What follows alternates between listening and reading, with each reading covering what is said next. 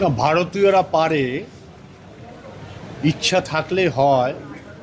সেটা আমার মনে হয় যারা ভারতীয় ফুটবলের কর্ণধার তাদের ইস্টবেঙ্গল ক্লাব আজকে এই শিক্ষাটাই দিল যে ভারতীয়রা পারে। আজকে তো বেসিক্যালি ভারতীয়রা খেললো, ম্যাক্সিমাম সময় তো ইন্ডিয়ান ছেলেরাই তো খেললো।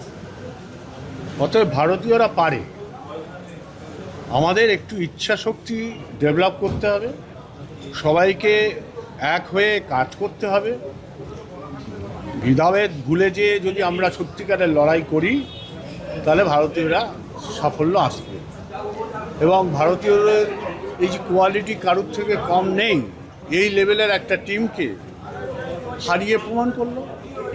ভালোই তো করেছে ওরা। ওরা এখনও 120 মিনিট খেলার মতো উপযুক্ত না।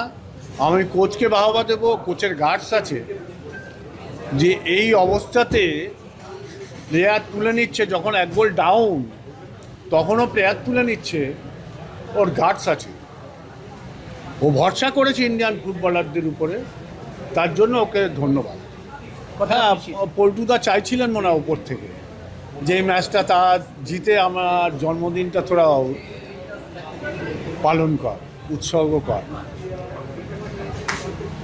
তো উনি চেয়েছেন যত ইস্টবেঙ্গল ক্লাবের প্রাক্তন খেলোয়াড় এবং প্রাক্তন কর্তারা আছেন তারা সবসময় আমাদের ভালো চান। সে পৃথিবীতে থাক আর পৃথিবীতে উপরে থাক, উপর থেকে হলেও আমাদের আশীর্বাদ করার চেষ্টা করে যাতে আমরা ভালো করি। আগামীকাল আমরা আশা করব আমাদের সভ্য সমর্থকদের জন্য একটা আনন্দের দিন, তারা এনজয় করুন। আমি কেন মনে করবো, তো দেশবাসী মনে করে, তার জন্য খেলোয়াড়রা মনে করে, তারাই তো উৎসর্গ করলো দেশবাসীকে আজকের ম্যাচটাকে।